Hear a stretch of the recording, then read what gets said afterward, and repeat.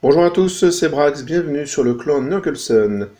Alors aujourd'hui nous allons faire un premier rapport de tournoi qui va être un petit peu différent de ce que je voudrais vous faire pour la prochaine fois, à savoir que j'ai eu un problème avec ma carte SD sur mon téléphone, je m'en suis rendu compte pendant la première partie, et du coup ce que vous allez voir dans cette vidéo, les photos ne correspondent pas évidemment aux parties, c'est des photos que j'ai piquées à droite à gauche.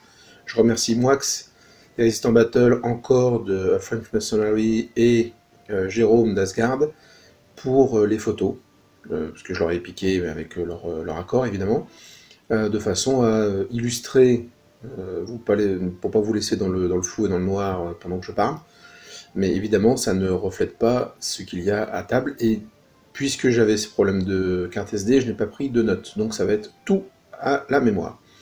Donc évidemment, je peux me tromper un petit peu et ça sera un peu moins intéressant parce que je ne vais pas faire du tour par tour.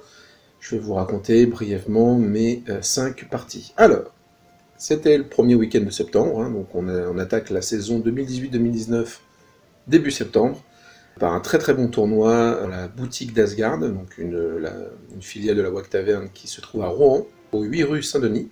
Je vous conseille d'y aller tout le temps en fait. Quel que soit votre hobby, parce que c'est très large au niveau de la gamme de ce qu'il propose. La peinture, ou ne serait-ce que pour manger, parce que ce que nous fait Jérôme, notamment le Troll Dog, je milite pour le Troll Dog à vie. C'est vraiment très très bon, on est très très bien accueillis, la boutique est belle, elle est éclairée, elle est fournie, les tables sont superbes, on a des tapis de jeu type tapis de souris, donc qui sont vraiment très agréables au jeu. Les décors sont superbes, Seven, donc des Resistant Battle, qui a un pied dans Asgard et qui aime même travailler, et vraiment fait un boulot énorme là-dessus. Enfin, je veux dire, c'est beau et jouable. Et ça, je peux vous dire que faire 12 tables, puisqu'on était 24 joueurs, préparer les décors pour 12 tables du 9e âge avec ce niveau de décor, ce niveau de jouabilité et de beauté, bah, il n'y a pas grand monde qui le font. On égale le mood à ce niveau-là, je pense, hein, même si Gros Saquet, sur sa page, la boîte à décor de Gros Saquet, que je vous conseille hein, sur Facebook, fait quand même du très très très bon boulot aussi. D'ailleurs, il avait ramené un décor, j'espère qu'on l'aura en photo, spécial pour Asgard, donc j'ai trouvé ça très sympa. Bref, alors, donc Asgard, 24 joueurs, 5 parties, des scénarios, les scénarios à l'avance, les déploiements des tables, et défi Triskel. Alors, de défi Triskel. Comment ça fonctionne?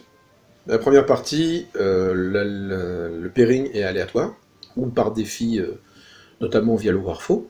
À partir de la deuxième partie, on a le classement provisoire des joueurs, et on commence par le dernier, qui peut défier jusqu'à 3 joueurs au-dessus de lui, sachant que bien sûr il ne peut pas défier des joueurs qu'il a déjà affrontés. Donc ça lui permet de choisir un petit peu l'adversaire le moins pire, même si techniquement son adversaire est entre guillemets meilleur puisqu'il est mieux placé.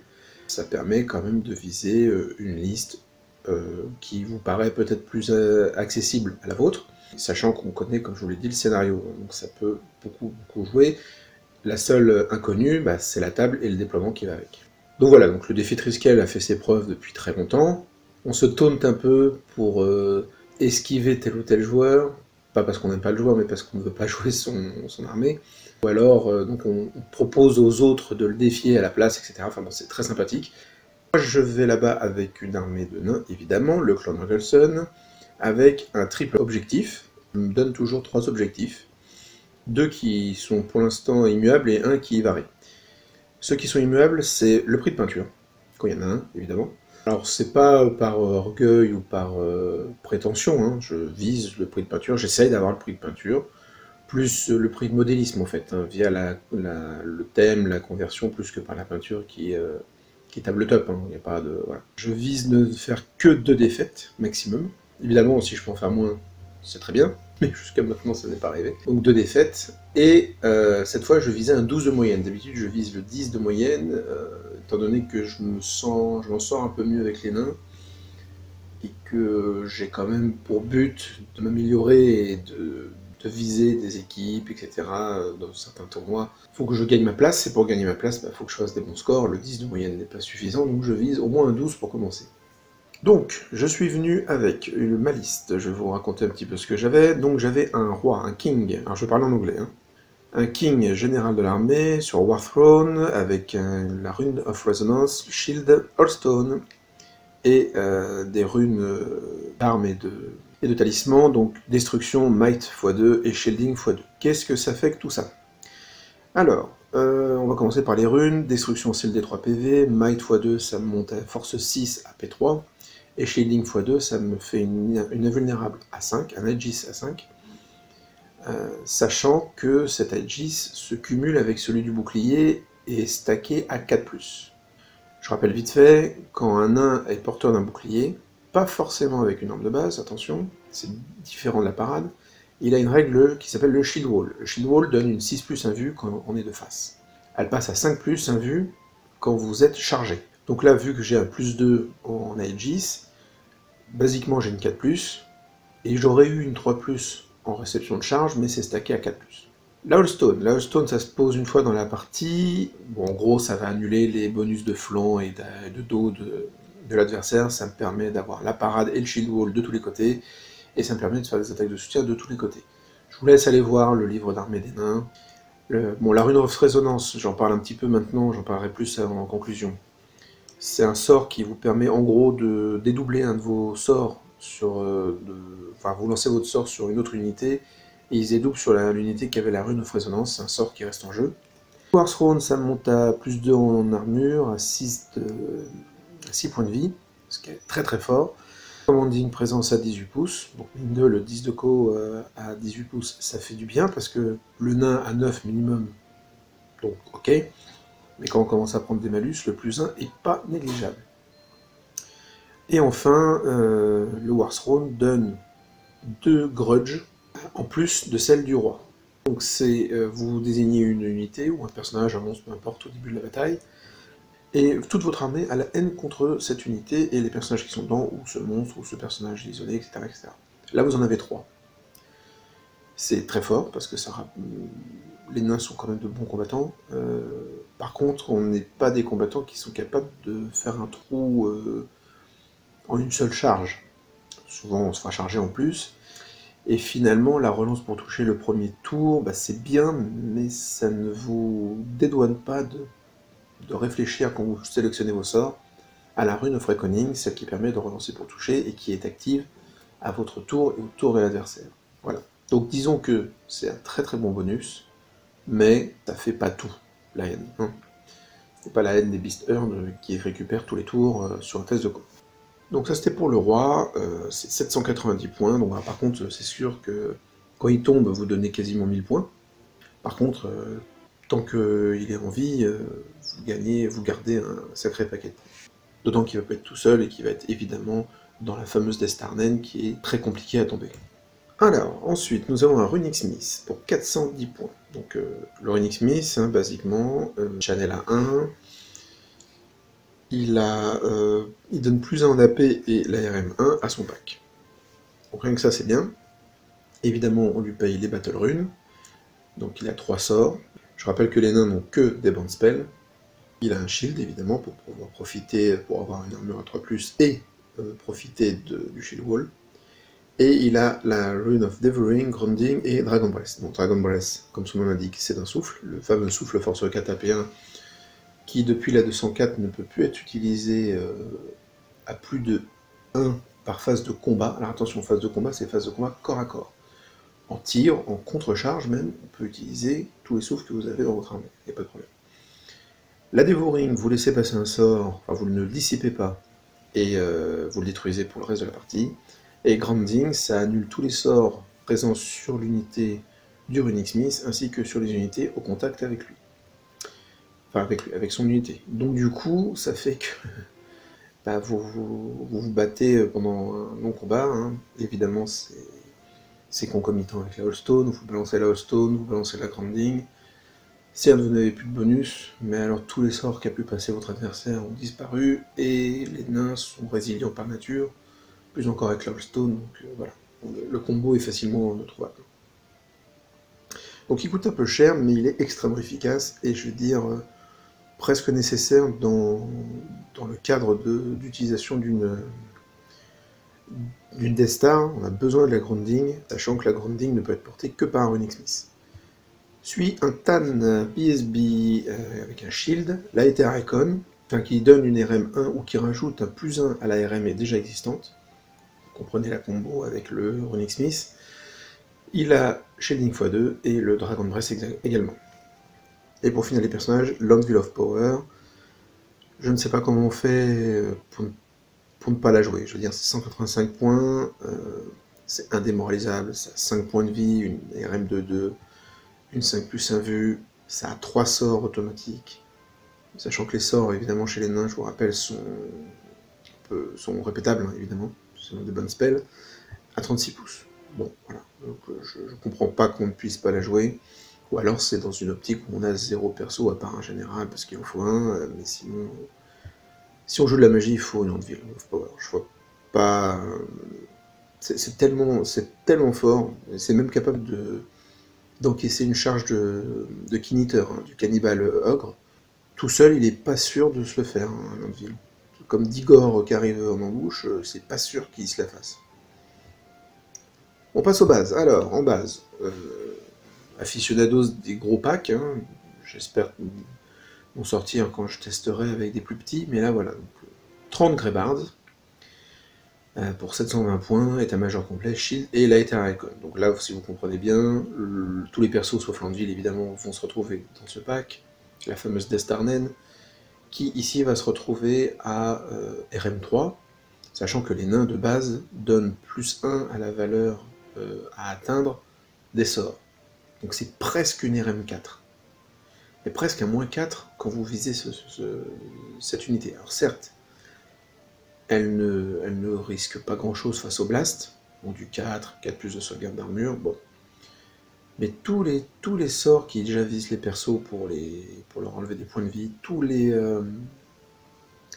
sorts de malédiction, comme le Break the Spirit en premier, et ben ça va nécessiter, avec un -3, voire presque un -4 du coup, ça va nécessiter au moins un dé, si ce n'est 2, supplémentaires, pour essayer de passer le sort. Donc des ressources supplémentaires, plus de chances de faire des fiascos, même si les fiascos sont plus si terribles que ça. C'est la direction que je voulais prendre avec cette liste. Donc pour finir les bases, 30 Clan Warriors, état-major complet, Spear and Shield. Pourquoi les lances? Parce que déjà je trouve que les nains avec des lances c'est la classe. Voilà, donc j'ai voulu avoir des lanciers de base, et depuis peu, l'attaque sur le rang supplémentaire fonctionne tout le temps, même en charge. Et en charge, ils ont force 4 à P1, les petits gars, sauf que ça passe à P2 avec la lance. Et ça fait, donc, puisqu'ils sont en rang 6, ça fait avec le champion 19 attaques, offensive 4, force 4, AP2. C'est pas dégueu. Pareil, en conclusion, je reparlerai de ces Clan Warriors. Les Old Guardians, alors ça c'est mes chouchous, je les joue depuis que je joue nain, en fait. Dans toutes mes listes, j'en ai au moins 8. C'est le minimum que je me donne. Ça aussi, ça va bientôt changer, malheureusement, on verra. Bref, état-major complet, grosse erreur ici, je ne leur ai pas mis une bannière magique. Or, je suis pas le seul à penser ça, les unités de ce type-là qui coûtent un bras et demi, qui ont accès aux bannières magiques, il faut essayer de leur en payer une. Bon, faut pas leur payer une pour payer une bannière magique, hein. Il faut qu'il y ait un but. Mais bon, voilà. Typiquement, ils ont mouvement 5, un mouvement 6, c'est tellement fort sur cette unité, où le fait de leur donner l'avant-garde, pas dans une autre liste, hein, pas dans la mienne, mais la bannière qui leur donne l'avant-garde, puisqu'au début de la partie, ils peuvent avoir avant-garde, ou plus en agilité, ou force 6 et AP3. Quasi tout le temps, on va utiliser la force 6 AP3, donc en plus, s'ils ont l'avant-garde via une bannière, ça devient très puissant. C'est très costaud le Old Guardian, ça fait peur, et quand la personne en face n'a pas peur, c'est que le plus souvent, elle ne le connaît pas, ou alors elle a ce qu'il faut pour le battre, hein, le D3 PV, je me les sauvegarde d'armure, enfin une AP suffisante pour ça, etc. Mais C'est de l'endu 5, 3 plus de sauvegarde, enfin c'est compliqué, hein, c'est compliqué à affronter.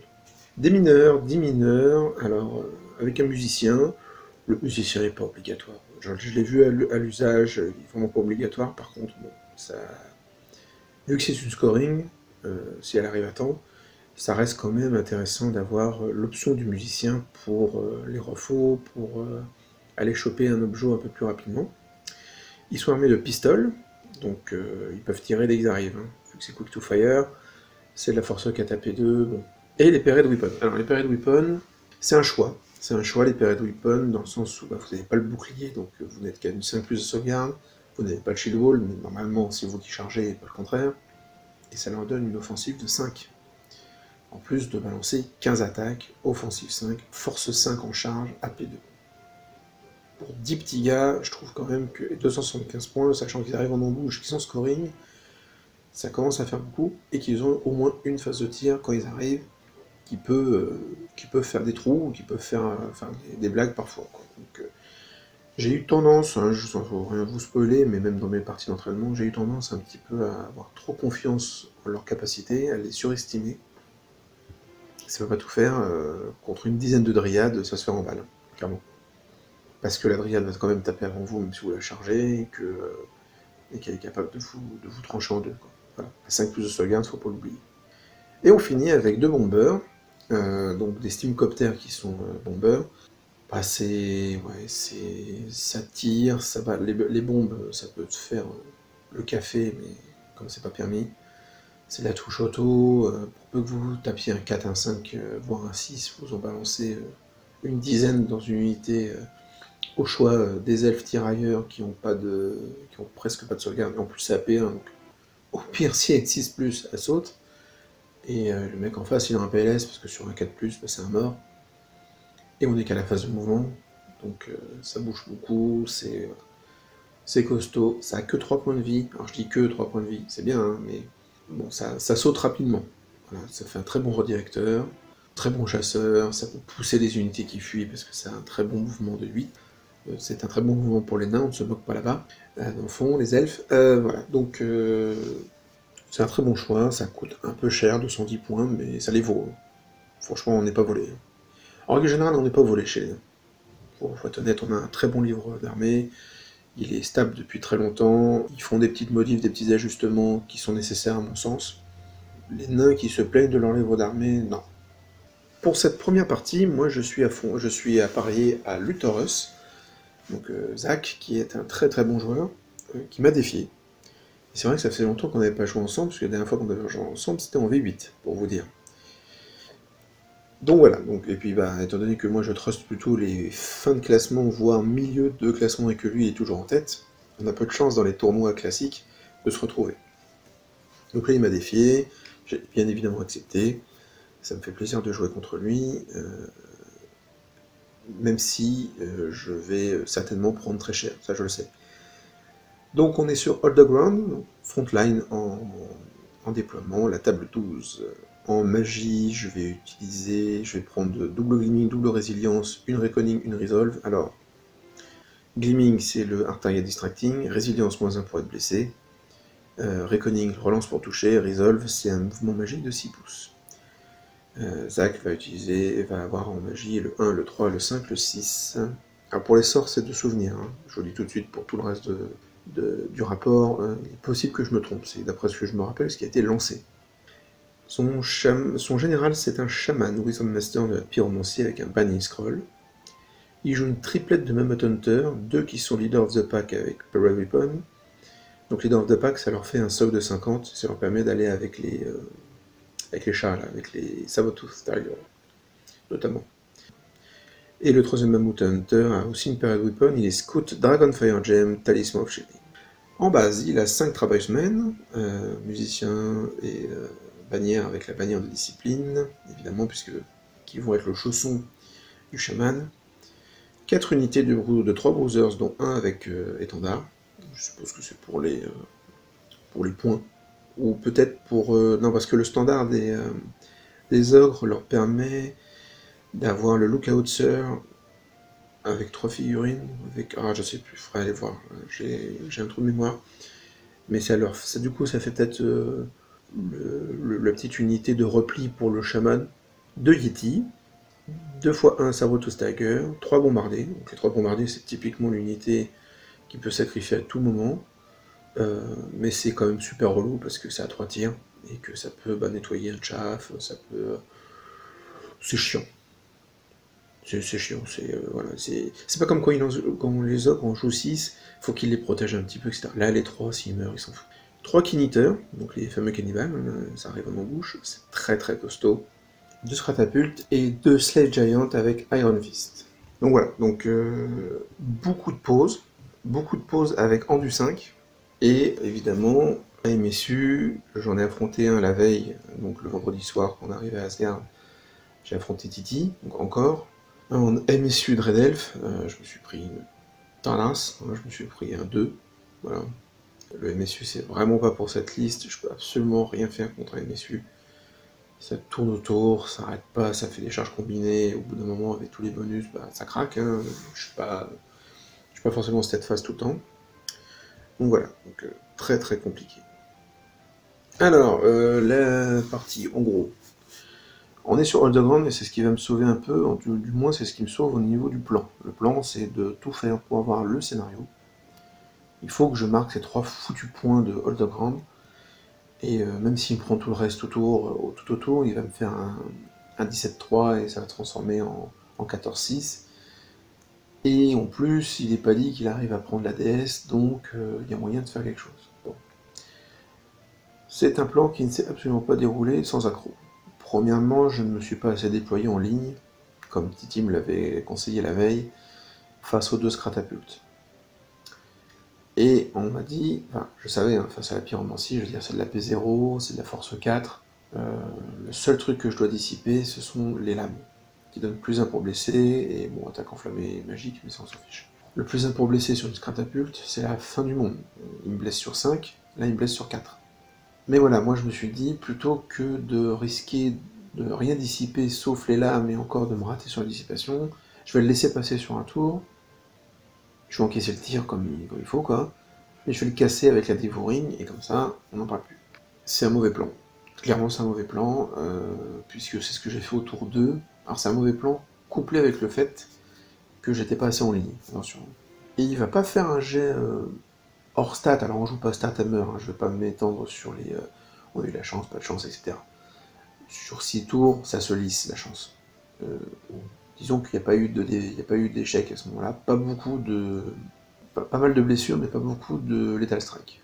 Bon, moi par contre, je suis incapable de réussir des saves d'armure. Voilà, c'est un peu tout le tournoi, hein. Je vous avouerai que les armures, c'est un peu en papier. Et du coup, il arrive à bien entamer la DS, ce qui permettra plus tard, finalement, de la finir. Bon, pour le reste, j'essaie de faire des trucs, il me contourne dans tous les sens, il me tire dessus, il utilise un peu sa magie, il me menace avec un géant, et puis un mammouth hunter. De l'autre côté, il y a un géant, 2 mammouth hunter, des bombardiers qui arrivent, tout ça, machin, enfin bon, bref. Il arrive, alors moi je me mets sur le centre rapidement avec ma DS, mais le souci c'est que il a suffisamment d'unités à porter à moins de 6 pouces sans que je puisse vraiment le charger, sans me mettre dans des positions pas possibles. Et finalement il va me le contrer, puis il va réussir à prendre les points au fur et à mesure, parce qu'au bout d'un moment, moi je dois lâcher le centre pour essayer de prendre des points, tout simplement. Mes gardiens vont être pris en tenaille par un géant, Mammoth Hunter, 2 Mammoth Hunter je crois, des Bruisers et les Yeti. Il va un peu se foirer sur ce cac. Je vais le gagner. Il y aura pas mal de fuites, mais il y a les Bruisers, je crois, qui restent, et une Scrata qui avait chargé, qui restent au contact, donc ça me permet de les casser. Mais après, je me fais recharger puisqu'il s'est rallié, il y a d'autres trucs qui sont arrivés. Finalement, les gardiens, à la fin, il reste le champion, à 1 point de vie, et au 6ème tour, les bombardiers, ils tapent leur avance, ils se mettent à portée de tir du pauvre gardien. Il fait un tir honorable, mais sans... Voilà, c'était... là, pour le coup, on était dans les probas basiques. Et il tue ce pauvre gardien qui à lui tout seul représentait 425 points. Il prendra pas mes persos. Landville va tanker face à un cannibale, mais pas face à 2. C'est une grosse défaite. Il gagne le centre. Donc voilà, donc là je vous spoil un petit peu le résultat, mais On finit avec un 5-15, enfin un 15-5 pour lui en termes de bâche, parce que bah, les persos gardent beaucoup de... Il n'a pas dû prendre toute la DS, il a dû prendre que la moitié. Il a dû prendre que la moitié, il a évidemment l'objectif, et ça me fait donc un 2-18. Je visais 6, et j'ai eu 2. C'était une bonne partie que j'ai fait des erreurs de déploiement, j'ai fait des erreurs de choix sur la dissipation, je protège pas les bonnes unités avec mes sorts. Voilà, donc les gardiens, typiquement, à part au moment où ils sont pris en sandwich, normalement ils doivent pas se faire prendre en sandwich. Même si face à un MSU c'est compliqué. Voilà, Luthor n'a pas eu peur de mes gros packs de nains, il a envoyé ce qu'il fallait. En plus je me place extrêmement mal avec mes lanciers, ce qui fait qu'il y a un géant qui me clique deux coins, pas deux flancs. J'ai qu'un seul lancier qui peut se battre. Bon, je l'ai tenu ce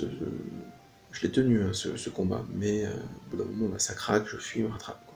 Alors que si je le mettais correctement de face, jamais il venait avec un géant qui allait se prendre moult attaques. Je dis les 6, au bout d'un moment, ça se spam, et le géant, bah, ok, il gagne des attaques, mais derrière, la bestiole, elle se fait tomber, et surtout, je reste à cette face pendant longtemps. Donc voilà, donc j'ai pas très bien joué, Luthor a bien joué comme d'habitude, très bien joué comme d'habitude, et puis sa liste n'est pas évidente à encaisser pour la mienne, donc grosse punition avec ce 18-2.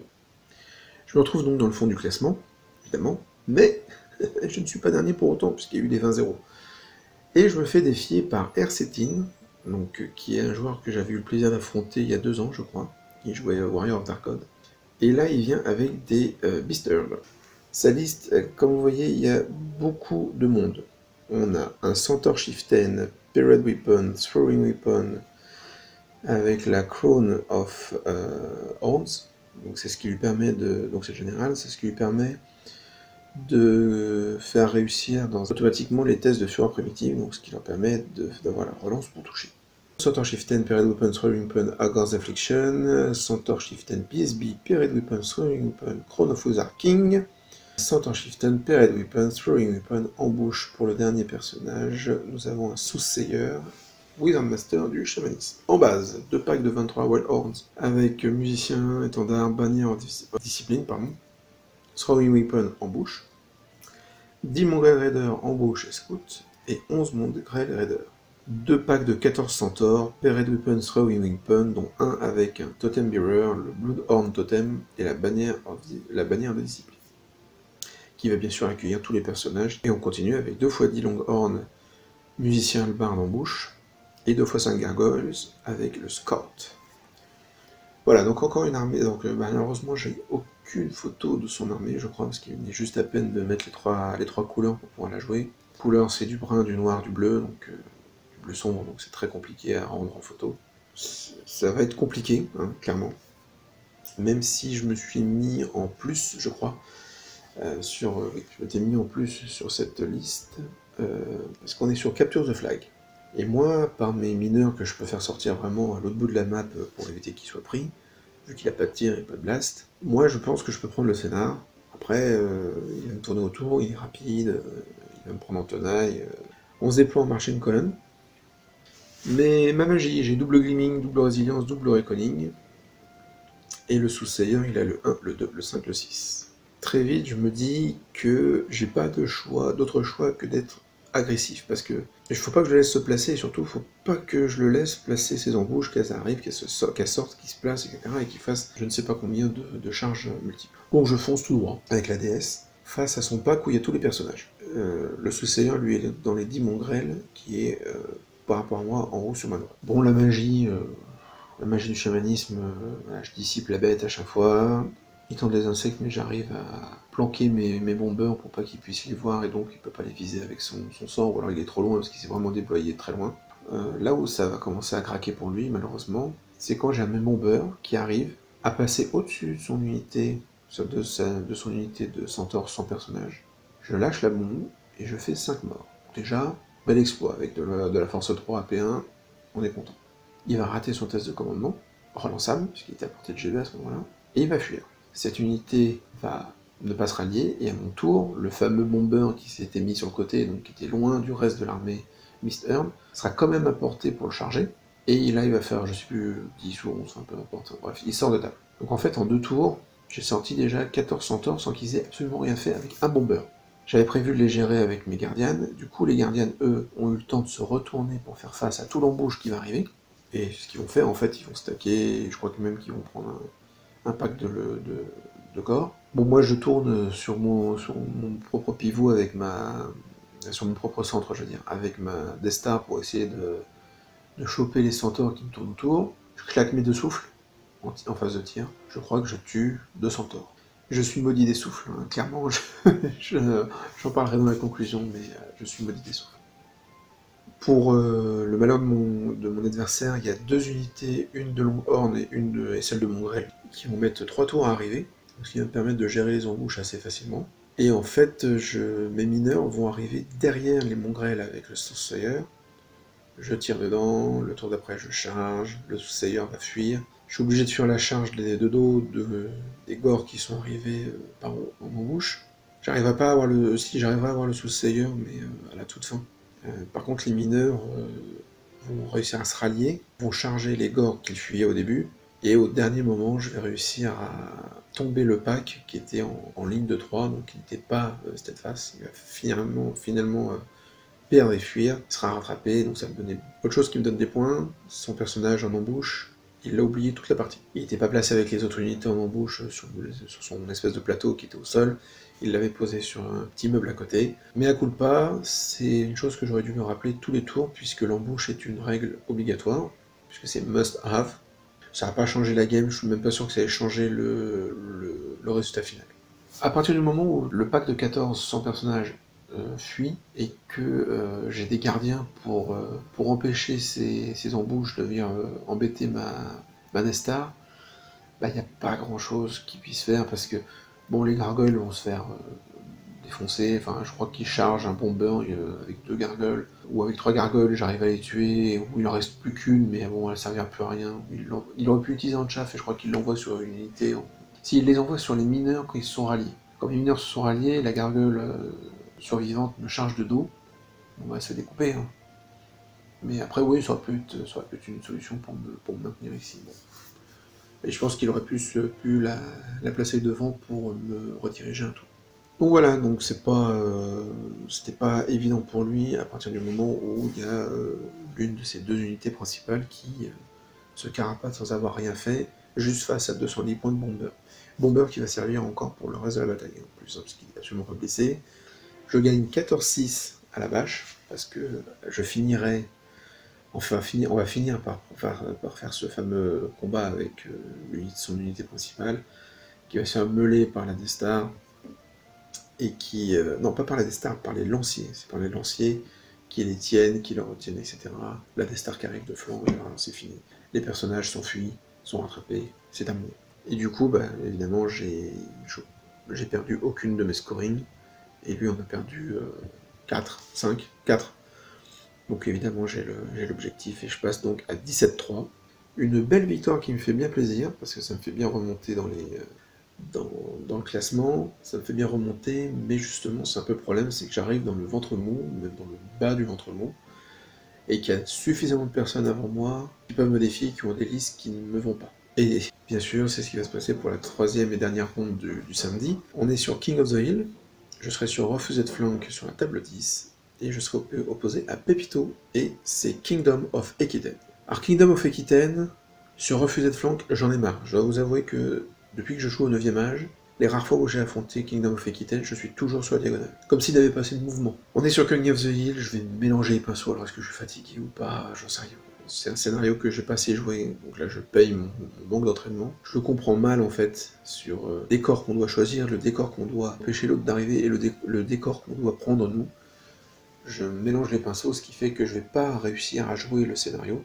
Au départ, je pars pour ne pas le jouer. Clairement, parce que Kingdom of Ekiten, il joue un duke. Bon, il a Virtue of Mind, Cradle of Shield, Lance, Divine Judgment, Crusader Salvation, Dragonfire Gem, Barded Workforce. En gros, le petit pépère, il a 4 attaques, force 4 à l'arrêt, mais en charge, il a force 7, si je dis pas de bêtises, il a 5 attaques, divine attaque, qui relancement blessé, je crois, je sais plus. Donc ils font un des 3 plus 1 point de vie. Clairement j'aime pas, hein. Une fois à l'arrêt il fait plus trop grand chose, et puis divine attaque contre les nains, les Shadow Wall on se les carre bien profond, malheureusement. Puis à côté de ça, il a une 1+ relançable, il a la protection de la dame. Enfin, un paladin BSB, donc serment de la quête, Basalt Infusion, Lucky Charm, Shield Born Wars, un paladin somme toute assez classique. Et une damsel, Wizard Master de la divination, avec le Storm Clarion, donc l'objet qui empêche les volants de voler, et à cheval. Il a deux bus de Knight of Ram, donc 10 et 12, les 10 ont la flamme standard, état-major complet pour tout le monde, 5 Knight aspirantes avec le musicien, 2 x 8 chevaliers du Graal, état-major complet, dont 1 avec la Stalker standard, et 2 x 5 Yeomen Outrider. Donc, très content de jouer contre Pépito, on s'est croisé plusieurs fois en tournoi, mais on s'est jamais affronté. Donc, vraiment adversaire super charmant. D'ailleurs, je dis Pépito, je devrais dire Sœur Pépito, puisque la partie d'avant, il avait gagné le droit de se faire appeler Sœur en combat fratricide avec Bamnik, qui jouait également donc King of Ekiten et qui a perdu face à Pépito. Donc il y avait Sœur Pépito et Sœur Bamnik. Donc Sœur Pépito est bien parti sur ce scénar parce que clairement moi je suis obligé de faire un coin.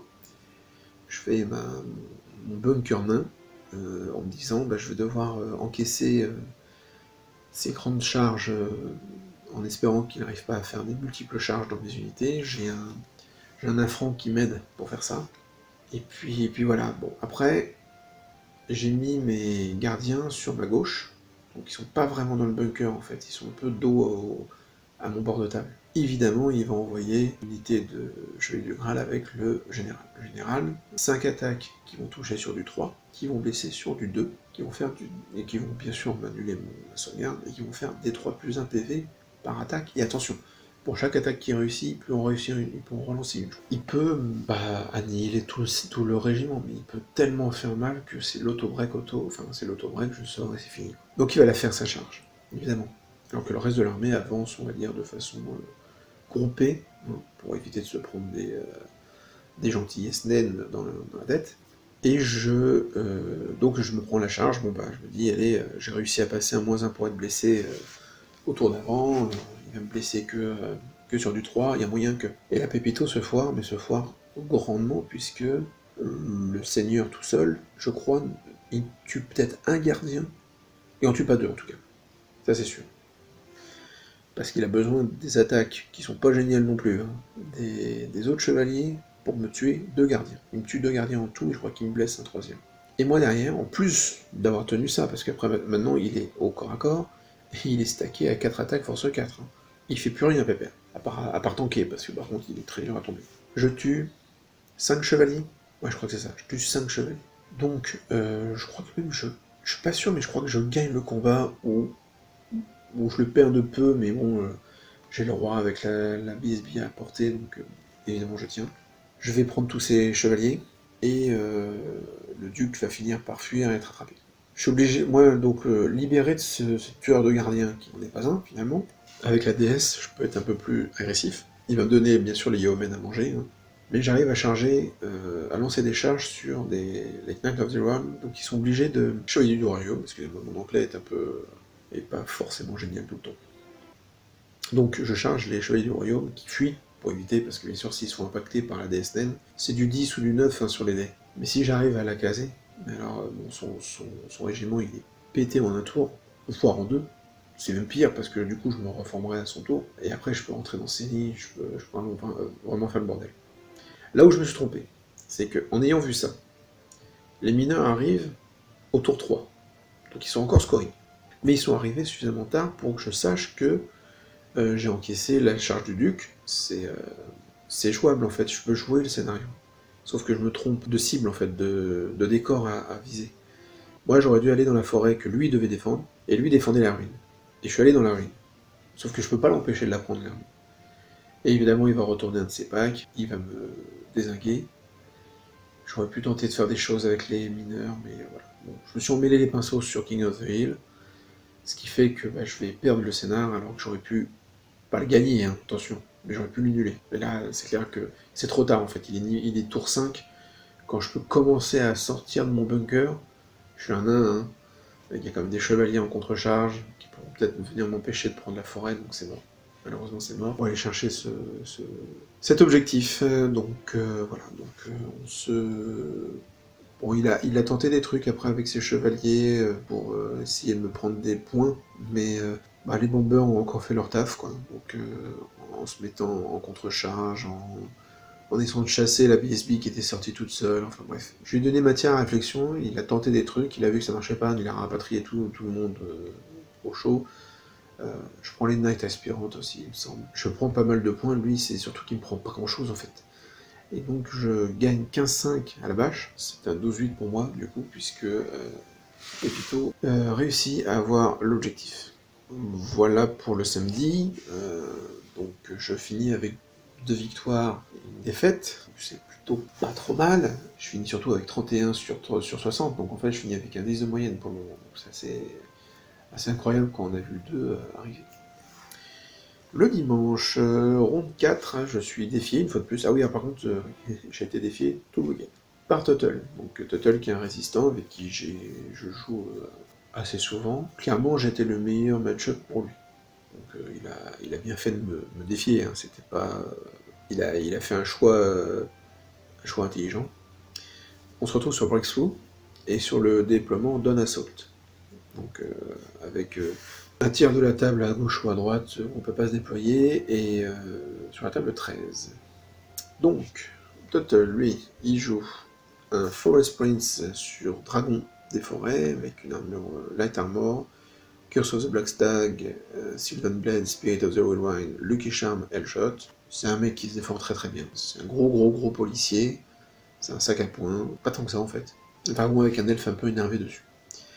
Il a 2 druides, un Wizardmaster du druidisme avec un Sylvan Longbow et le Banning Scroll, et un deuxième druide apprenti du chamanisme avec Banning Scroll également. Il a une BSB Thickest Shepherd, donc le lémur, avec la Hawk and Crown.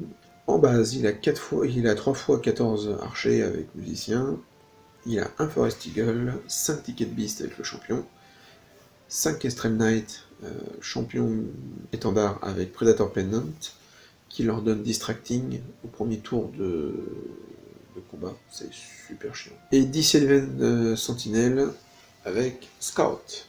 Il joue Sylvan Elf depuis très longtemps, il a un bon niveau, il connaît très bien sa liste. Et puis c'est encore un elfe, quoi, donc ça court trop vite, ça court quand ça commence à marcher, moi je suis déjà essoufflé à essayer de l'attraper, donc je me mets dans un coin, ce qui n'est pas forcément une bonne idée, d'autant que j'ai une forêt. Face à moi, sur une colline, il a mis les Kestrel Knights grâce à leur mouvement d'avant-garde. J'ai un choix avec les gardiens. Soit je fais une marche forcée à travers la forêt, donc je me prends les dégâts, parce que toutes les forêts sont des terrains dangereux quand on affronte un Sylvanel. Pour me mettre face à ces faucons, mais à une charge de 10 sur les dés des Ticket Beast de flanc, et ça, c'est la fin du monde. Soit je bouge pas, mais alors du coup, je lui laisse toute l'attitude pour m'arroser avec ses flèches et compagnie. Soit j'avance de 5 pour me mettre dans la forêt et menacer un peu son flanc droit, enfin son flanc gauche du coup pour lui, mais sans vraiment le menacer et étant loin des Ticket Beast. En fait, je vais faire 2 erreurs. 2 erreurs tour 1. J'ai une ruine à gauche de mon bunker, dans laquelle il y a les sentinelles. Je suis à une charge à 10 sur les dés avec ma Death Star. Je me dis, si je rentre là-dedans, je les défonce, je me reforme, certes je suis dans la ruine, donc je vais me prendre des terrains dangereux en arrivant, des terrains dangereux en partant, mais j'ai toute son armée, et il peut pas envoyer son dragon de face avec mon roi, c'est impossible. Je veux dire, même lui il le fera pas. Il va avoir du mal à me le tomber, je crois qu'il peut même pas me le tomber, et par contre moi, il a pas d'invue, hein. Il a pas d'invue, je fais du D3 PV, je le blesse à 4, certes, mais bon, je touche à 4 lances, je le blesse à 4, bon, c'est pas fou non plus, mais je fais du D3 PV tout le temps. Et il a que 6 points de vie. Et j'ai AP 4 puisque j'ai l'AP supérieur grâce au Renix Smith. Donc c'est compliqué pour lui. Donc je me dis, je vais essayer d'ouvrir le jeu tout de suite, sortir de mon bunker, parce que le bunker face à un Sylvan Elf, ça sert à rien, c'est le meilleur tireur du jeu. Donc je vais me prendre une volée sur volée. Puis quand mes régiments commenceront à être à moitié d'effectifs, je vais me prendre les Ticket Beast et ce genre de choses. Donc ça m'intéresse franchement pas, surtout que ça lui permettra de faire le Breakthrough. Le Breakthrough, il est pas si bien que ça, parce que les seuls scoring qu'il a, c'est des scoring lentes, enfin lentes, pour un elfe, j'entends. Et à part les Ticket Beast, elles sont lentes et fragiles. Qu'est-ce que je vais faire comme erreur? Première erreur, je lance la charge. Parce qu'en fait, le problème, c'est que en lançant la charge, que je rate, il la fuit pas. Hein. Il la tient, tire dessus d'ailleurs, il m'en tue deux, longue barre. Je vais rater ma charge évidemment, et donc je vais me retrouver mais aux fraises en termes d'angle de vue. Je vois plus étiquette beast, je vois plus rien en fait. Je vois que le prince, mais il est tellement loin que je peux pas le charger, et puis bien sûr, il a un tour hein, derrière Total. Et puis il va pouvoir se reformer comme il veut, etc. Deuxième erreur, qui est concomitante à la première, j'avance dans la forêt avec mes 5 gardiens. Mes 8 gardiens, pardon. Je fais 5 de mouvement. Donc je fais pas de test de terrain dangereux. Très bien. Sauf que je ne suis plus steadfast. Je ne suis pas à portée de charge des tickets de beast, mais en fait je suis à portée de charge de pas grand monde. Et donc Total va tenter un truc. Il lance les kestrels de face dans les gardiens. Je me dis, bon, je vais perdre quelques gardiens, mais bon, c'est du piaf à 2 points de vie, je devrais pouvoir m'en sortir. Bah, le souci, c'est que non, parce que à sa phase de magie, il arrive à passer un plus en force. Il va pas, enfin, le combat va être comme on pourrait l'attendre. Moi, j'ai pas de sort d'actif sur mes... Et du coup, il va me faire un auto-break, et je vais perdre les gardiens. Et en plus, j'ai des Kestrel Knight dans mon bunker, entre guillemets. Compliqué. Arrivent mes mineurs, donc les mineurs, eux, par contre, je les sors à l'autre bout de la table, dans sa zone de déploiement, mais vraiment à l'autre bout de la table, et ils ne bougeront pas de la partie. Je me dis, voilà, j'ai mis un pied là, faut que j'empêche de faire du breakthrough, et donc je lance la DS toute seule, personne pour l'aider, enfin, faut que j'avance, quoi, faut que j'avance à fond avec et je me fous devant l'étiquette piste. J'ai le dragon de flanc, je m'en fiche, je sais que j'ai la Holstone, j'ai placé bien sûr mon roi sur le côté, parce que le Warthrone n'est pas une plateforme, donc il n'est pas tenu de rester au milieu du régiment. Il peut se mettre sur le côté. Donc il est du côté, donc si jamais il charge de flanc avec son prince, on va le taper, et ça il veut pas. Il y a des combats qui vont se mettre en place. Sur la droite, j'envoie les lanciers pour essayer de... soit de faire le breakthrough, soit de menacer ces barrettes d'archers qui sont sur les collines, etc. Machin. En gros, je vais réussir à tuer les tickets de beast. Je vais payer ma mauvaise connaissance des règles, parce que je suis persuadé de pouvoir faire un fait de place. On avance un peu lentement dans la partie, on fera que 5 tours d'ailleurs. Et du coup, je me dis, bon bah voilà, je me suis pas reformé à la fin de mon combat, bon. Le roi n'est pas au contact du Shepherd, et donc du coup, bah, je peux pas faire mon fait de place, comme je voulais faire, parce que les autres personnages empêchent le mouvement. Et donc je vais mettre 2 tours, et pas un seul, à tuer sa BSB. Parce que bien sûr, je l'aurais tué à son tour à lui, j'aurais pu me reformer et menacer le prince qui avait fait le tour avec son dragon, et qui allait charger le dos de mes lanciers. Vu que je peux pas faire ça, bah, mes lanciers sont condamnés, ils se prennent les kestrels et le dragon. Avant tout ça, ils ont réussi à faire fuir un petit peu les archers, je crois que je prends même une barrette, et il y a encore un bomber, hein, décidément les bombers, qui poussent comment ça s'appelle, les barrettes d'archers, ce qui fait que bah, ils vont se rallier, etc., mais ils pourront pas faire le breakthrough. D'autant qu'on ne fait que 5 tours. En faisant 5 tours, en faisant 6, peut-être qu'il pouvait nuller le scénar, en faisant 5 tours, il le nulle pas. Non, où il aurait pu prendre le scénar, et là on le nulle. S'il avait une de ses unités d'archers qui n'avait pas fui, celle où il y avait le druide du chamanisme, qui a été envoyé en sacrifice pour rediriger. Et bien sûr, il gagne à la bâche, parce qu'il a pris un peu plus de choses que moi. Il gagne donc 13-7 avec l'objectif nulé. Match-up négatif de base, hein, de toute façon. En fait, j'ai eu que des match-up négatifs, à part le Mister. Et contre Pépito, bah, vous avez vu que j'ai eu la chance. Je finis donc avec en 5ème ronde contre Blue Style en Undying Dynasty.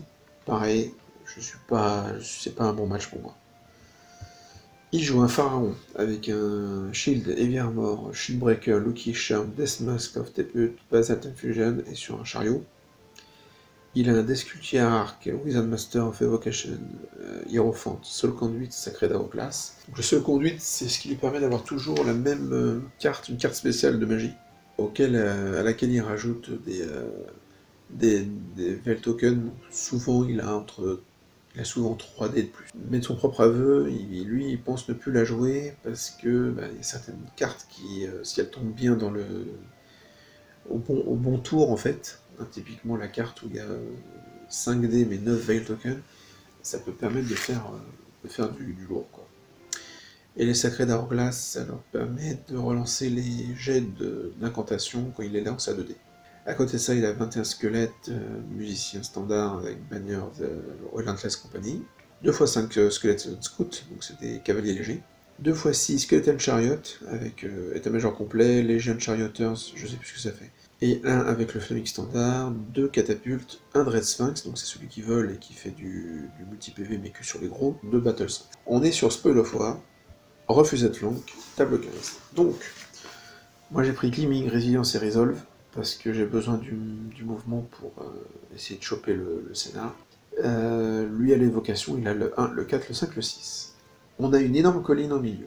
En gros, moi je suis caché par la colline, et lui il a ses unités de chariot qui sont prêts à me foncer dessus, avec des sphinx qui se baladent pour faire des contre-charges, etc. Donc moi je vais pas faire l'imbécile.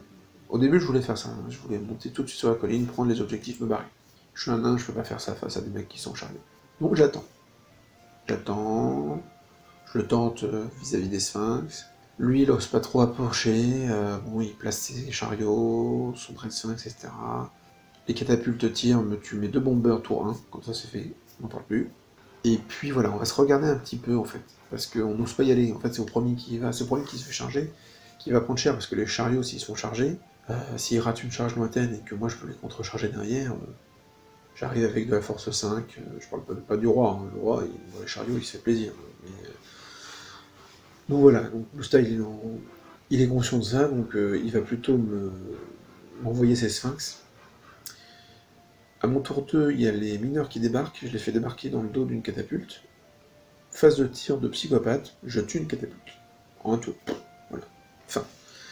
Et au tour d'après, je charge le Dread Sphinx. Parce que je me dis, bon, oui, il va me piétiner, etc., machin, mais si j'arrive à le charger avec plein de enfin, la force 5, on s'en fiche. Puisqu'il a une endurance de 8. Mais peut-être, voilà, je vais avoir 15 attaques, je relance pour toucher parce que j'ai mis une haine dessus, enfin... Est-ce que je peux pas essayer de lui voler le Dread Sphinx, quoi? Et puis en fait, bah non, parce que je vais rater ma charge, lui va me charger, il va me faire un test de terreur, je vais le rater, je vais sortir de table. Voilà, fin. C'est simple, ils sont arrivés, ils étaient chauds, les mineurs. Quand je dis que je les ai surestimés, c'est pas pour rien, hein. Je les ai vraiment surestimés. Je leur ai demandé un peu trop. L'autre catapulte, bah, du coup, je peux absolument pas la gérer, j'ai rien pour la gérer, bien que rien. Elle va vraiment rien faire. Je garde les lanciers en contre-charge, donc ils sont vraiment au fond de mon dispositif. Je vais réussir en fait à péter un sphinx et à charger une unité de chariot qui m'a débordé sur la droite, qui a pris je sais plus quoi. Enfin, je vais me retrouver dans vraiment une très bonne situation parce que je vais être au corps à corps, je vais défoncer l'unité de char où il n'y a pas le personnage. Je vais réussir à me reformer. Grâce à la rune de mouvement, je vais réussir à avancer et à me mettre hors de portée du sphinx qui aurait pu me charger de dos. Bon, après j'ai la Holstone, donc pas trop de soucis. Et du coup, il va choisir de se barrer avec son unité de char. Et moi, à cause de la colline, je n'aurai pas qu'on appelle ça, de ligne de vue. Je pourrais pas tenter une charge à la fin de fin de tour. Voilà, donc on se prend plein de balles de petits trucs, hein, parce que j'ai mes lanciers qui se prennent le Dread Sphinx, je suis tenace tous les tours, mais je suis incapable de faire le moindre point de vie. Il y a un moment, j'arrive à faire un point de vie, je gagne de je sais plus combien, mais du coup, il est construct, tout ça, machin, donc il ne va pas perdre de points de vie, je ne vais même pas prendre la moitié de bestiole. C'était le combat, j'en pouvais plus, quoi. Même si, bon, ce ne sont que des lanciers. Hein. Et justement, j'avais 13 attaques tous les tours, j'avais 13 attaques, quoi qu'il arrive, il faut que je fasse du 6 pour me blesser, alors je touchais très bien, mais alors 0,6 pour blesser. Donc voilà, donc en fait c'est un combat un peu fatigué, lui et moi je pense, donc on fait pas forcément les meilleurs choix, et donc la ronde 5, on finit avec un 10-10 à la bâche, tout simplement, mais vu qu'il a un spoil, enfin il en a deux même, parce qu'il en a pris un avec ses squelettes, donc je vais perdre 7-13. C'était un match-up négatif pour moi, de toute façon, le Main Dynasty sur Spoil of War. Mais c'est vrai que j'aurais bien voulu, je sais pas, peut-être ouais, le 10-10, ça aurait été sympa. Ça aurait été intéressant de voir prendre le Spoil of War, mais j'aurais dû prendre plus de risques. Est-ce que je pouvais encaisser la charge des chars avec le roi, enfin le pharaon, plus plus un sphinx de face, est-ce que je pouvais l'encaisser avec la Death Star, pour après me prendre l'autre unité de char dans le flanc, voir le Dread Sphinx, voir un autre sphinx, bon, de prendre toute l'armée de Eldraine, j'en sais rien. Je pense que si je l'avais tenté, j'aurais pu la tenter, hein. Mais si je l'avais tenté, c'était un coup à se faire remballe toute l'unité et partir sur un 20-0. Bon, de toute façon, je trustais. Mon 12 de moyenne était mort depuis longtemps, parce qu'il fallait que je fasse 29 points le dimanche pour avoir 12. Vu que j'avais fait 7 contre Total, 22 contre 12, il était bien évidemment possible. Donc j'aurais pu tenter pour vraiment tester les limites de la liste face à ce genre de match-up. Je l'ai pas fait. On a fini plutôt assez tôt en fait avec Blue Style. Bon, on a pris notre temps, mais voilà. Donc j'ai le temps de ranger, tout ça, machin. Sachant que le soir même je vais travailler. Je rentre à Paris et je travaille. Mais voilà, on est à Asgard et Seven qui organise ça extrêmement bien. Je dis pas ça parce que c'est un résistant et parce que c'est un ami, mais vraiment parce que c'était vraiment très bien organisé. Et du coup, on finit à l'heure prévue. Donc je finis avec un 9 de moyenne, à 45 points, pile poil. Donc assez déçu, très déçu de ma contre-performance, même si, en discutant notamment avec Moax et d'autres, bah oui, c'est sûr que j'ai eu, sur 5 parties, 4 match-ups négatifs, dont un que j'ai gagné contre toute attente, hein, la partie contre Pepito. Donc finalement, oui, j'ai affronté des armées et des joueurs qui étaient compliqués pour moi. Je finis avec un 9 de moyenne, c'est à peu près honorable. Mais par contre, c'est loin de mes buts, enfin de mes objectifs personnels, sachant que il n'est pas exclu que j'ai visé un peu trop haut. Attention. Et je n'aurai pas le prix de peinture, je n'aurai pas le prix de modéliste, puisque c'est la Purple Wag jouée par Gros Saké, donc qui est un don de Shield, ça doit être Children of Bodom, je suppose, qui est un membre du Mootland, qui a fait don de son armée, qui est folle, son armée elle est magnifique, et qui en a fait don à son association. Ça, je trouve ça génial. Et du coup, Gros Saké est venu avec la Purple Wag, avec des figurines super belles. En plus, il a plutôt fait de bons scores. Donc c'était super de l'avoir. On a essayé de se choper tout... Enfin, se choper. Sur la table, attention. Pas sur la table. En partie. Voilà. En partie du 9e âge. Dans le week-end, j'étais le seul qui pouvait... Enfin, il n'y a que moi à chaque fois qui pouvait le défier, mais à chaque fois j'étais défiable. Donc impossible de faire cette partie. Pas parce que le match-up était en ma faveur, hein, c'est parce que j'avais envie de faire une partie contre Gros Saké qui vient de la région de Lyon quand même, avec Croxy ils viennent tous les deux du sud de la France, donc ça c'était chouette. Parce qu'Asgard ça fait bouger les gens. Pas que les Rouennais et les Parisiens. D'ailleurs les Rouennais, il y en avait pas mal cette puce et c'était chouette quoi. Franchement c'était chouette d'avoir les Rouennais, des Parisiens, des Lyonnais, des Normands. Donc voilà, donc vraiment content d'avoir eu tout ce beau monde. On a eu des Nantais, avec Cheveux notamment, et voilà. Et donc je finis 19ème sur 24, c'est pas génial. Pas de prix de peinture comme je disais, et donc je me suis fait battre 3 fois, donc je n'ai pas mes 2 défaites maximum. Donc en fait, voilà, 3 objectifs, 3 échecs. Par contre, c'est un des meilleurs tournois que j'ai fait parce que l'ambiance est top. On était pas dans un gîte, mais dans un appart-hôtel avec Gros Saké, Moax et Edric. Autant vous dire qu'on s'est bien marré. Seven nous a accueillis chez lui avec Eugénie, que je salue, donc Sadam, qui nous a... Voilà, on a passé un samedi soir très sympa au resto, avec souvenir, hein, ça c'est pour Gros Saké. Et du coup, j'ai passé un très bon week-end. J'ai passé un très bon week-end entre amis, j'ai vu de belles armées, je me suis bien amusé, malgré tout. Je m'amuse à jouer nain, même si je perds. Avec les démons, quand je perdais, au bout d'un moment, c'est devenu un petit peu trop récurrent, le fait de perdre, et c'était un petit peu blasant, en fait. Mais là, avec les nains, même si je perds, j'arrive à en sortir quelque chose de bien. Alors justement, conclusion sur la liste, que j'avais pas mal testé, j'avais fait quelques parties avec avant. La runeuse résonance, je suis persuadé qu'on peut faire quelque chose avec, mais pas moi. Moi, j'y arrive pas. Je l'oublie, souvent, de la lancer. Il y a peu de gens qui la connaissent encore, je pense, donc on peut créer des surprises avec, mais est-ce que c'est pas mieux dans un MSU? Est-ce que... je sais pas. J'arrive pas à voir où... Si vous avez une idée de l'utilisation efficace de la résonance, allez-y, balancez-la dans les commentaires, hein, ça pourra servir. Mais alors, moi, j'y arrive pas, et c'est 50 points, c'est très cher, 50 points, je trouve, pour un sort, sachant qu'un Runic Smith, c'est 20 points le sort. 50 points pour un sort qui peut aller qu'à 12 pouces, C'est une bannière de rapidité sur les Hold Guardian, hein, les 50 points. Et mouvement 6, le Hold Guardian, bah, on est un peu plus efficace au niveau des marches forcées, quoi. Les marches forcées, même des distances de charge. Donc voilà, c'est... Voilà. La rune of Resonance, je suis pas fan. Le trône, alors le trône, bon bah, ça permet de sortir une figurine sympa, que moi j'aime beaucoup en tout cas, qui a beaucoup plu, qui m'a poussé à mettre tout le bleu dans toutes les autres parties démoniaques de mon armée, et du coup, ça donne du peps. Donc c'est sympa. Alors que moi qui n'aime pas le bleu pourtant, voilà, bref. Mais le trône, en termes de jeu, alors en termes de jeu c'est bien, hein, ça rapporte 2 grudge, la présence, le commanding présence à 18 pouces, 6 points de vie pour le roi déjà il est difficilement déboulonnable quand il est sur ses porteurs de bouclier, mais là sur un War Throne, il est horrible quoi, il peut même sortir, alors attention, il a que mouvement 3 même sur le War Throne, hein. Donc ça fait pas non plus de lui un chasseur, il sort, il a mouvement 3, mais on peut le lancer sur un monstre, je veux dire, ça devient un monstre avec ses 6 points de vie, en du 5, 1 plus de sauvegarde, 4 plus invulnérable de face, 5 plus sur le dos et les flancs, mais il coûte extrêmement cher. Extrêmement cher. Et du coup, il n'y a plus grand chose dans l'armée. Quand je sortais ma liste, quand je racontais ma liste ou quand je sortais mes figurines, j'avais l'impression d'oublier un truc. Comme s'il me manquait une unité, comme s'il me manquait un truc à poser.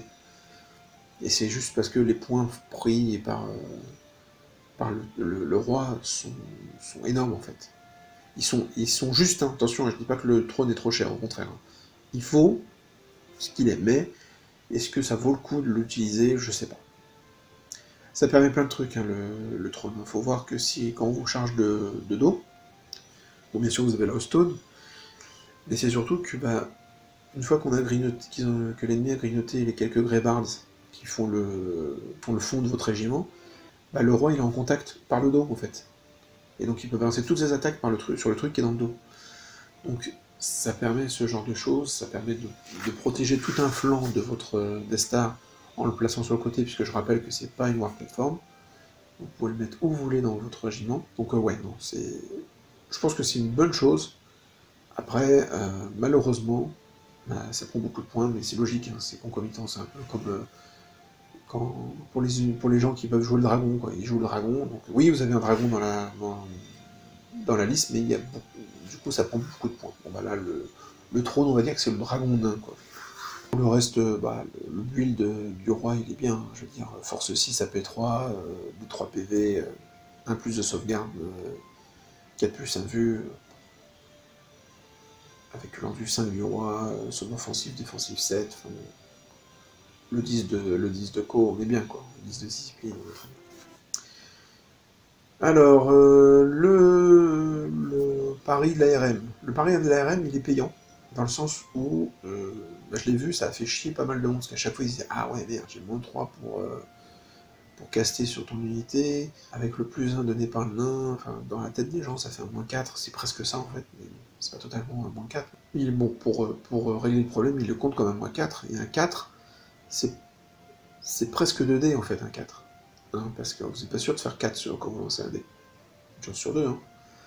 Donc si vous voulez assurer votre sort, vous êtes obligé de mettre 2 dés de plus, ça veut dire qu'un sort que vous lancez à 3D, là vous êtes obligé de lancer à 5D, donc en fait qu'est-ce que vous faites? Bah, vous lancez sur une autre unité, tout simplement. Donc c'est bien, mais ça protège que la Destar qui elle-même est déjà protégée par le simple fait d'être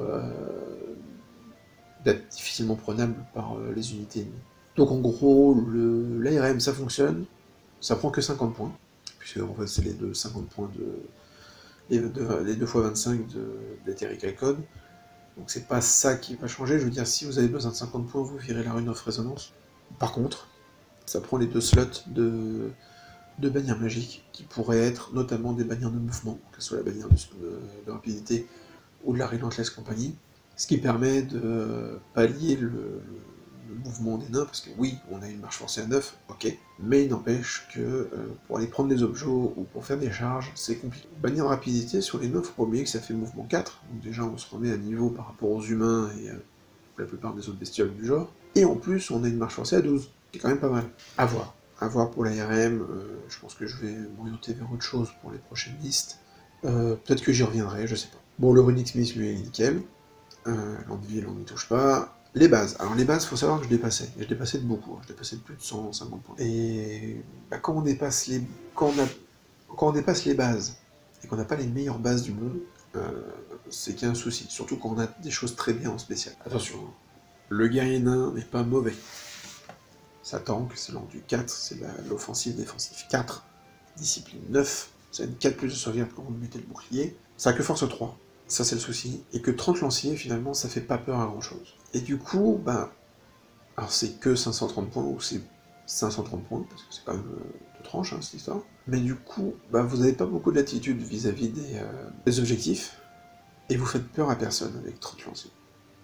En charge, à la rigueur, ça vous fait les 19 attaques force 4 AP2, comme je disais tout à l'heure, mais sorti de là, vous n'allez pas faire grand chose. Quoi. Par contre, d'autres bases, vous n'avez pas besoin d'être 30. Pas forcément génial, surtout quand vous savez que vous dépassez plus de 150 points de base. Non, là, les 30 lanciers, il faut changer ça. Pour les 30 Greybards, il n'y a plus à y réfléchir, je veux dire. Pour le coup, là, on a eu une des meilleures bases du jeu. Hein. C'est Fearless. C'est force 4 AP1, c'est offensive défensive 5, c'est une 4 plus de sauvegarde parade avec le bouclier, ça a force 5 AP2 en charge, ça charge pas tous les jours, hein, mais ça peut. Hein. Ça fait mini GB à 6 pouces. Bon, non, le Greybards, il est nickel, c'est l'une des meilleures bases. Le seul truc, c'est son prix, entre guillemets, faire full Greybards, ça coûte cher. Voilà. Et sinon, sorti de là, enfin il est cher, attention, une fois encore, je dis qu'il est cher, ça veut pas dire qu'il est cher pour ce qu'il est. C'est juste qu'il est cher tout court, coûte du point, mais il les vaut. Les gardiens, moi je suis toujours fan des gardiens. Alors, les gardiens, ah oui, je savais bien que j'ai oublié un truc, oui. Alors, dans la partie avec Blue Style, ils se sont fait défoncer par une charge. Voilà. C'est pour ça que j'ai réussi à faire une contre-charge après avec ma DS, ça me revient. Bon, tout ça pour dire que, parce que je me rappelais d'un truc, c'est que dimanche, j'ai pas joué de ma gardien. Tour 1, ils se sont fait charger, et ils sont morts. Bon, parce que je les ai mal déployés, et tout ça. Les gardiens, c'est très très fort. C'est très fort, par 8, c'est une horreur pour l'ennemi. Donc je réitère, bannière magique dessus. Soit celle qui donne l'avant-garde, soit celle qui donne le plus en mouvement, voire celle qui leur permet de lancer un sort sur eux-mêmes, pourquoi pas. Ça vous permet de les mettre d'un côté, ils sont autonomes, vraiment autonomes, parce qu'ils peuvent même se lancer un sort, genre le sort de mouvement. Et là, vous faites 10 de marche forcée, plus 6 en magie, vous avez 16 pouces avec 8 gardiens, sur un flanc d'une armée. Faut pouvoir l'encaisser en fait. C'est scoring, c'est résilient, c'est voilà, tout ce que vous voulez, vous passez un sort de boost dessus, ça devient une plaie, vous en passez 2, c'est la fin du monde. Voilà. Donc très très bonne entrée. Eux aussi ils coûtent un bras et demi, et même une jambe, mais ça les vaut. Hein, ça les vaut clairement. Les bombers, bon, il n'y a plus besoin de. Voilà, ça peut vous faire une game. Moi, typiquement contre le Beast Herd, un bomber a fait fuir à lui tout seul en 2 tours 14 centaures, donc qui n'ont absolument rien fait de la game, et en plus ça donne un flag. Donc voilà, un bomber.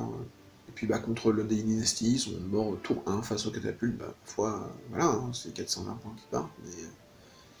Alors l'éternelle question, c'est bomber ou attaque copter.